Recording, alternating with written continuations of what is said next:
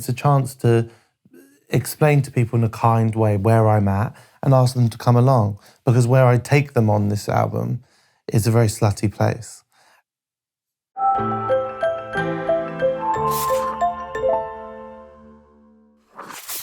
I suppose the best way to start is to tell you how much I really love the record. Thank you. That is the way to start. It really is. It's absolutely beautiful. Thank you. One of the ways I've heard you characterize it is perhaps a more joyful record intentionally. I wonder if you could talk to me about that. Yeah, I feel like the first 3 records I made, well, the first 2 really, after In the Lonely Hour, I was dramatic. I was early 20s and I was speaking about heartbreak and unrequited love, and I loved it. I loved talking about it. I loved singing about it. I loved that could be my thing. I felt like it became a little safe space to do that. But then when I got to like 25, 26, it felt easier to go into a studio and be really negative and talk about sadness. And the idea of being happy in a song or expressing a joyful emotion or a sexy emotion or an angry emotion felt really scary. And definitely after that break in COVID, that time of stillness, it really it made me think that I need to step into my fears a little bit, and I need to write some music that shows different sides of me and who I am. What was scary about showing joy? I think that joy for me, I think as a queer person, and I think a lot of people can relate to this, but to lean into the joy it can feel quite like radical sometimes. And what was scary was the way that I move my body when I'm joyful, or the way that I dance. It felt doing that in front of thousands of people was always petrifying to me. I can do it in clubs, I can do it with my family, I can do it with boyfriends, stuff like that. But I guess there was a little bit of shame around the way that I moved my body when I was younger. But as I got older, I look fabulous. It's funny, you do. But I tell you what's funny though is that you would think that it would be the opposite. You would think that like to show sadness or vulnerability or longing or loss would be a lot of people would characterize that as the scary thing, you know. Yeah, but I think that's something that people like. You'd have to go back to my upbringing to understand why it's easier for me, because my dad is very emotional and my mum worked, my dad stayed at home. My dad cries, my dad feels all the emotions. My dad's very emotional and open about his emotions. So, you know, me and my family, it's quite wild the way we speak to each other. It's very, very vulnerable and sensitive. So other feelings like anger and like opinions in the way that I've put them across in Gloria, that they've always been quite scary to me. It's lovely to hear that in that context, though. Can we talk about the Love Me More song? Yeah, go for it. Which I think is first track 1, right? Yes, yeah. And so the first words we hear on the record are, have you, I'm going to read your lyrics back to you. How do you feel about that? This is very, very comfortable for me. You sound beautiful. This feels very natural to me, by the way, reading your lyrics back to you. Have you ever felt like being somebody else, feeling like the mirror isn't good for your health? Every day I'm trying not to hate myself. Now, as much as you want to, Sam, I'd love to hear, I guess I was curious about where you have to get to in order to write that song. I had to get to a place of being comfortable in this concept that happiness and like a commitment to happiness is something that I have to work on every day for me.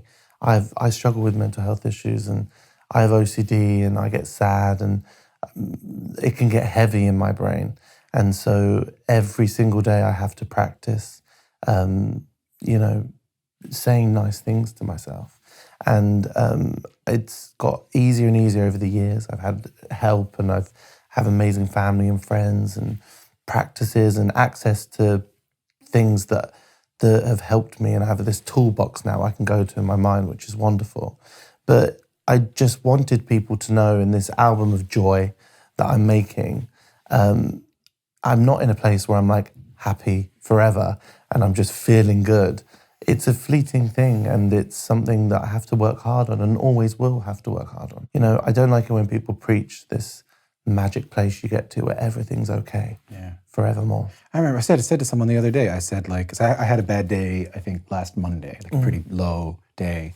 I think it was just because I didn't get enough sleep. Like, I think I did like 4. And I said to someone, I said, so what are you telling me? Are you telling me I got to balance sleep, booze, exercise, meditation, like, and if one of those, do you know what I mean? Oh, like totally. if one of those things goes wrong, I'm Oh yeah, Is that what you're telling me? Really? It's what it is, right? I remember someone saying to me once, like, we are just like massive babies. And sometimes we just need a sleep, a shit, some food, a cuddle, a burp. Yeah. But you know what I mean? Like, really, like it's something you got to work on. So for you, it's something you got to work on. All day, every day. You know, like like I said, I have OCD, so it's like I have intrusive thoughts all day, every day. So it's like a real practice, and an upkeep. But I've got to a place where I'm balancing that and juggling that and actually getting to enjoy life a bit more, which is fabulous. Whereas before I wasn't. The thing with Love Me More, that song, and having it as track 1, it really was, you know, I feel like my career and the way that things have gone with my transitional period of time before this record, I understand how people may be confused with me as an artist, or fans of mine have been confused at times. I'm sorry, I'm not sure. I'm confused as to what they might be, what you're referring to. Me changing my pronouns, my last album, you know, like moving my sound in a different direction, stuff like that.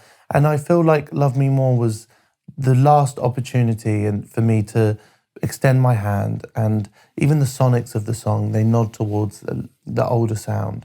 And it's a chance to explain to people in a kind way where I'm at and ask them to come along, because where I take them on this album is a very slutty place.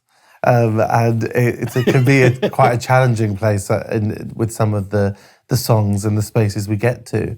So I wanted to start the album in a kind way, a welcoming way, a warm way, and say that we're going to have some fun. So for the people who maybe haven't visited Sam Smith since Dancing with a Stranger or since Stay With Me or something like that, you're going to get a different. You're going to get a different thing here. Yes, it's going to be a little different. It's going to be a little, I want to say ribald. Like it's going to, is that ribaldry? It's going to be a little slutty. Naughty, yes. Naughty.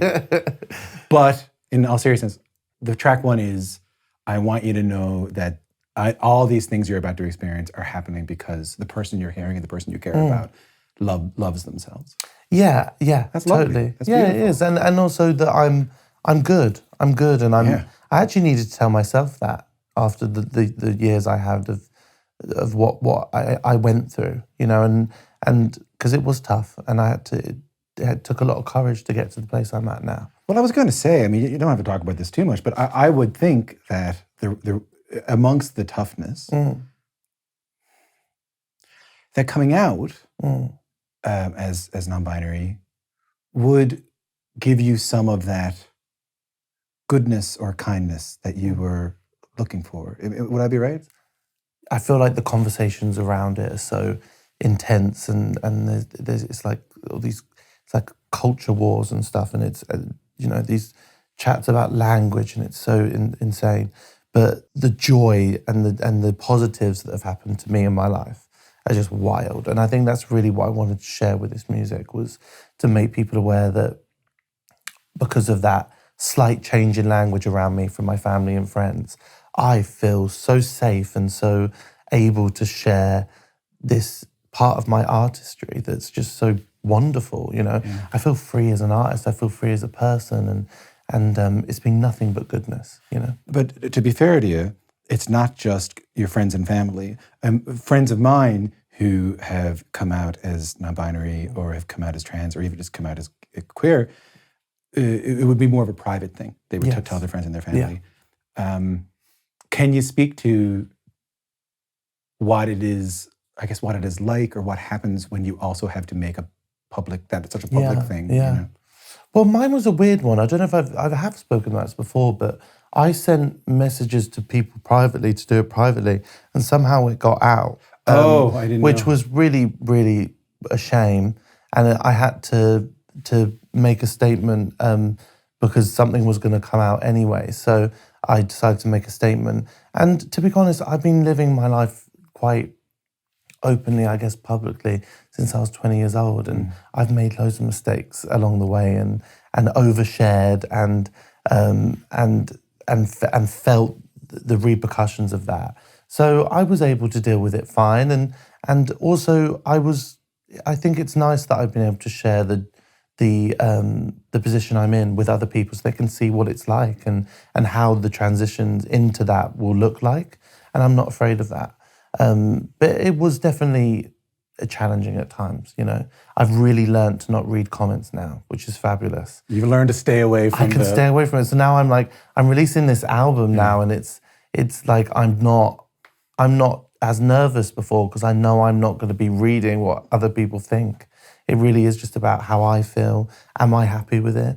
And if I am, then great, put it out. Let's write something else. Is that you take the phone and tell me how it's going, or is that like, I'm not going to scroll down? I'm not going to scroll down. That's like, I'm not going to press the comments button. Well, that, I'm not going to do it. But also, I tell my team now, just send me the good news. I love that. Just send me the good stuff. Can I get that? I'm so hard on myself. It's like, I think all artists, and all of us, right? We're all so hard on ourselves that I don't need to hear anymore, you know, I didn't need to hear negative things. Well, because the story seems to me, like up till like the way we've been talking, is that the story I'm hearing is we go through some stuff, we hit a place where people expect me to do something, and then I do something different.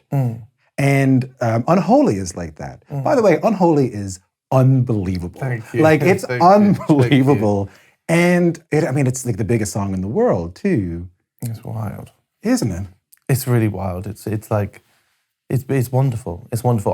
What I'm so happy about is that people, you know, the only other experience I've had like this was Stay With Me. Yeah. And I think that not everyone who has listened to Stay With Me has come along for the journey through my album process for album 2, 3, and so. Some people would have just heard Stay With Me and then they just hear Unholy. And that excites me because I am not one thing. I am not one type of artist, you know. If I was to explain me as an artist, as a musician, or the type of artist I want to be, I would be talking about Madonna and Rihanna and people like this, because I love changing things up and I love taking risks. And just when I think I've figured something out, I throw it away and rip it up and do something completely different. And in my albums, I think you can hear that because I never stick to one genre. And that's what I love about Unholy. But is that hard? Like, is there a moment, I'm imagining a moment in my head where it's like Team Sam Smith and you're at the table and you have, I know it wouldn't be this, but you have like a CD player in front of you. And there's a big boardroom full of people who work either for you or you work on the label and stuff like that, you know. And they're going, okay, what are they going to play for us today? And you go like, all right, I know you think you know me, but check this out. And it's Unholy. Yeah. You know what I mean? Like, that's what I have. And they're going like, what? You know, this is not, even they, I wonder if they were even a bit surprised. It was like that, but imagine that like dragged out over a year. So it was, I have to admit, I was tired. By the time that song came out, I was really tired because the amount of pushing and that song took was a lot. And, you know, it's understandable. It was a risk for everyone. And people didn't get it. People didn't understand it. Some of the most important people in my life told me it shouldn't have been on my album. And it was this beautiful moment as an artist where it wasn't up for debate. And there was just something inside me that was like, this is amazing. I love it. It's not about that I think it's a hit or I think it's number one. It wasn't about that. It was about that it makes my body feel different and it makes me proud of what I do. And it's a powerful song. So the music was the leader throughout this whole process. You were right. I was right, but I'm also wrong sometimes, you know what I mean? So But you were right with this one. I was right with this one, yeah, I was. Let me just say how right you were. So it's Grammy nominated, Unholy is Grammy nominated for Best Duo Group Pop Performance. It received 22, yes, have a drink of water. It received 22 million streams in its first 2 days. I think the other day I looked at it, it had like 684 million streams. God. You and Kim Petras make history as the first openly non-binary and trans artist to hit #1 on the Billboard Hot 100. It is sort of the biggest TikTok song in the world at the same time. I mean, just broadly, what does that mean to you? It's mad. It's mad. It'll leave me breathless hearing these things. It's crazy. Absolutely crazy. I'm just so, do you know what is so lush is you just hearing that, and it was just so fun to do. Do you know what I mean? Like, the song was so fun to make, and sharing this moment with Kim has felt really special.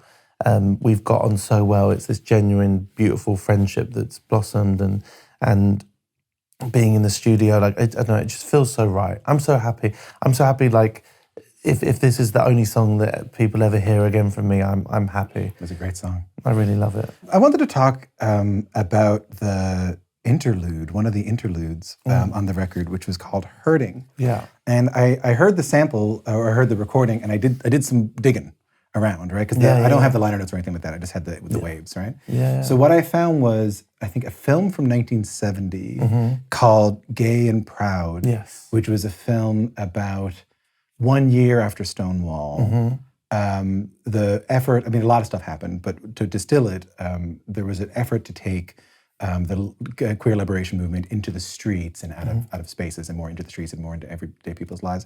And the quote, and I'll read this, having to lie is the saddest and ugliest part of being a homosexual. This is what the person says that you sampled. When you have your first bad love experience, you can't go to your brother or sister and say, I'm hurting. It's so intense.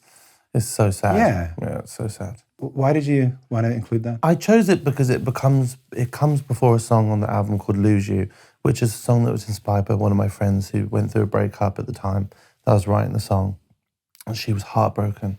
And it triggered a conversation in the studio for me about that first heartbreak, you know. And I think for everyone, your first heartbreak is horrible. But I really do think for queer people, it's exceptionally painful because you don't experience these relationships in school. You don't have those little, well, maybe you do now, which is such a wonderful thing, you know, with like these amazing Netflix shows I'm seeing. It's so beautiful to think that kids in school, when I was, 12, 13, could be having these open, lovely queer relationships. Yeah, But in the past, you haven't been able to, and you've had to hide. And, even when you get to become an adult, you love someone, you have to hide and you have to lie. And I think it's just incredibly painful. And I think that a lot of the pain of being a queer person can come out when you're heartbroken. And I think it definitely did for me on my first big heartbreak. And when I heard that quote, it was actually a news anchor said it on the first ever gay pride. And his voice in it is really monotone the way he says it. And I find it really haunting. But I just never heard it said like that. And I think it's so true. I think it's so true. Being forced to lie is a horrible thing. Would that have been, when you say that was sort of my experience with my first heartbreak, because I also want to talk about it in terms of, like, how many people were in your town growing up? Oh, I grew up in a village. Yeah, how many? I was the only gay in the village. It was, I don't know how many. A couple of thousand, right? Maybe. Like really small. There was just a pub, not a shop. And I know, that'll tell you something. Yeah. I would know people who have come out since as, so I'm from a place with a lot of small places. Right. I'm from the biggest city in my island, and it's 250,000 people. Oh wow. So all the other communities are you're small, tiny, right? Yeah. And I would know people who were from communities of 100, 200, 300 people. Wow. Who have since come out as non-binary or trans or gay or or queer.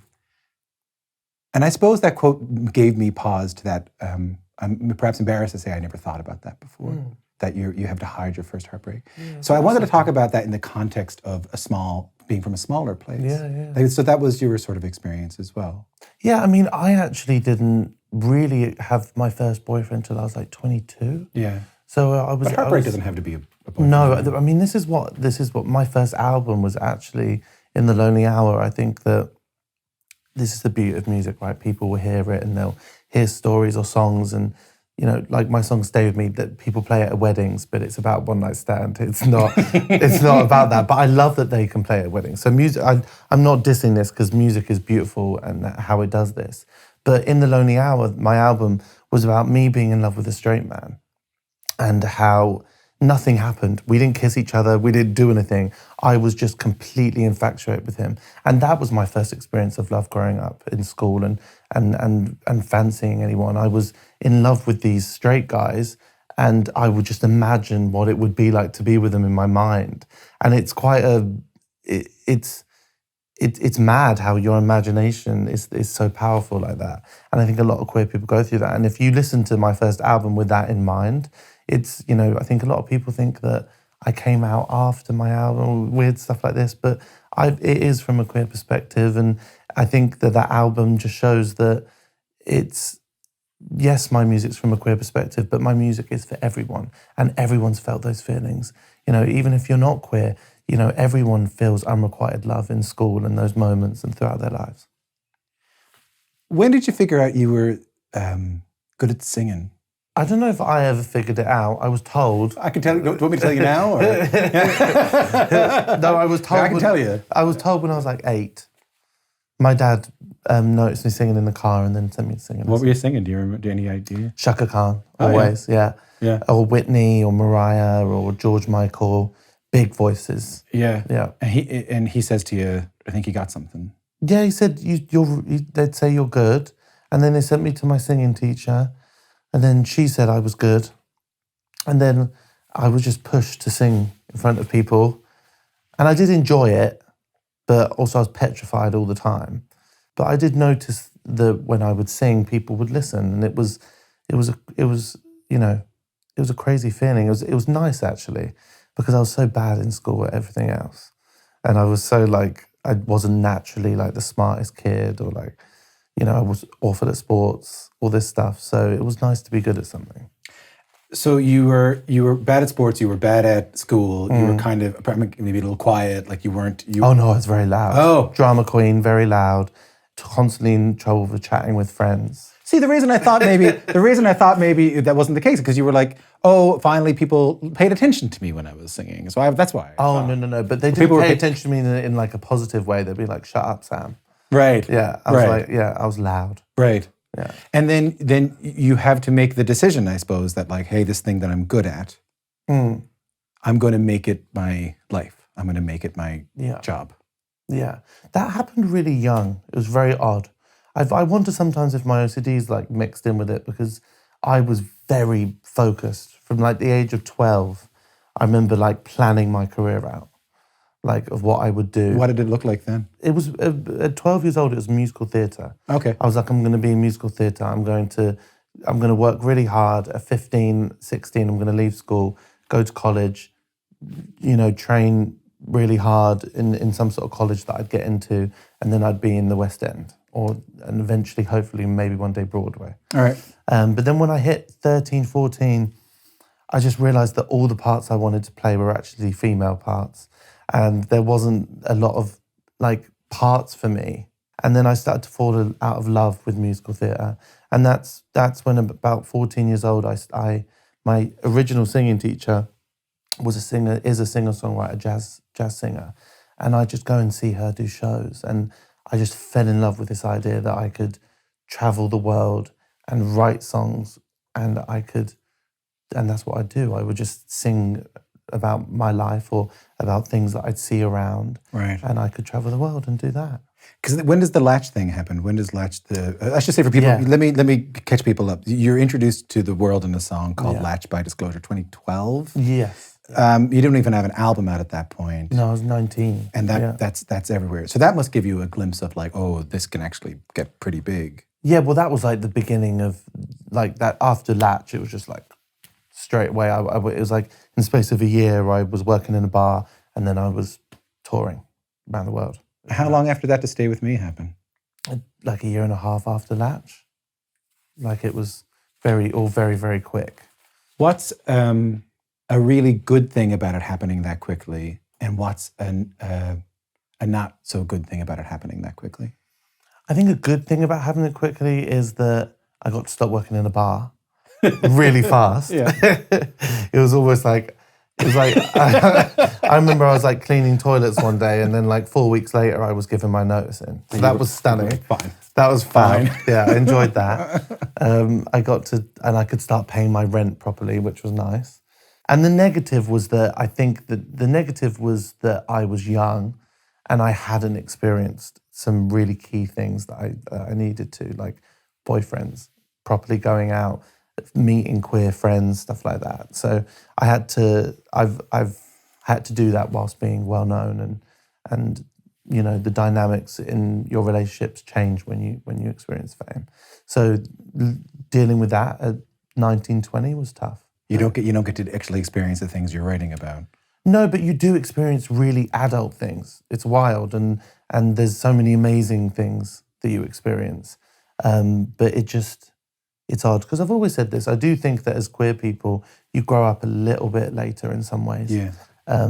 In terms of like romantic experiences and friendships and things like that. So yeah, it was just a catching up with itself.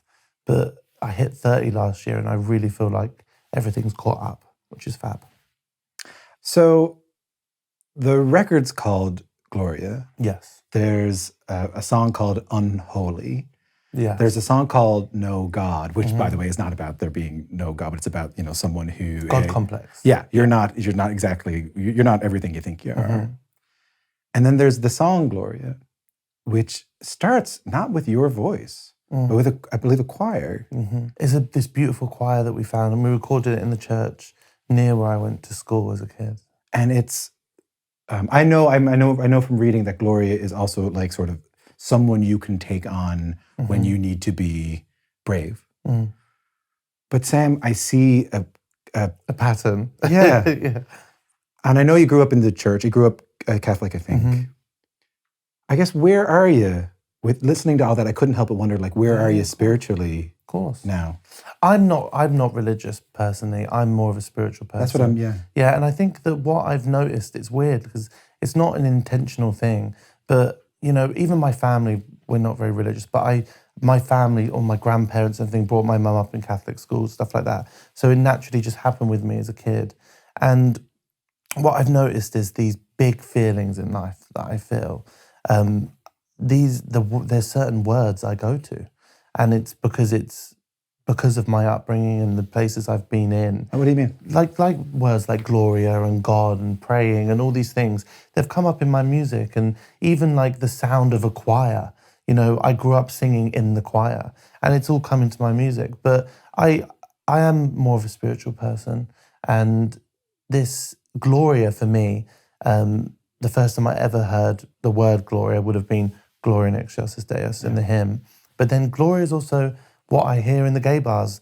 That's amazing song by Laura Branigan, Gloria, and you've got Gloria Estefan, and Gloria Gaynor, you know? And so that word Gloria became really mixed. It's a mixture of things for me. And I do think there's power within me rewriting what those words mean to me. Yeah. Is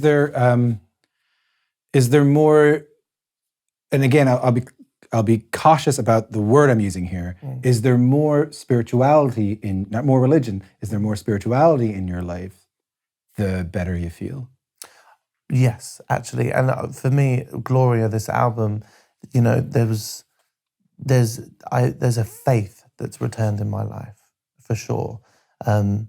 Even like just looking up at the moon or the stars sometimes now, I feel like I've regained a little bit more faith in the world. In something, you know, and I do feel like it's a key part of feeling better within yourself and within your body. I lost faith for a minute, and it was and life felt a little bit hopeless, and now I have a bit more faith back in my life. Not religion for me personally, and there's no judgment at all. No. But for me, it's just faith that everything's going to be okay, and I call that feeling Gloria. It's an absolutely beautiful record. Thank you. When you look back at everything that led to it, What are you most proud of looking back on this journey you've been on? Oh my gosh, what I'm most proud about, and it's something that I really want to drive home in my shows, is the feeling of ensemble. Like, I really struggled in those years of COVID to not play music with the people I love and to not be in the studio. And I think we all did, you know, we all realized how much we need each other. And with this album, it was so important to me to have live musicians on the songs, to have incredible singers on there with me, to share the music with people. And so what I'm proudest of is that in my own selfish issues in my life, I've realized that the key to feeling better is asking for help. And the key for your album sounding better is asking for help. And it really just does take a village in life. You know, we need each other. And I'm excited. It's almost like my musical theatre roots have come back a little bit. And I'm so excited to like have dancers on stage and I want to feel, you know, like I'm part of a chorus line. And I'm excited about that in the future for my music. I'm a big believer, and I've read a lot about this, that by offering love to ourselves, we are in effect offering love to everybody else. And I feel so much love from you. Oh, thank you. Off this record. Thank you. And I mean it. And I do well. appreciate your time today. And thanks for making the time for us. Thank you. I love you. You're beautiful. Thank you. So are you, bud.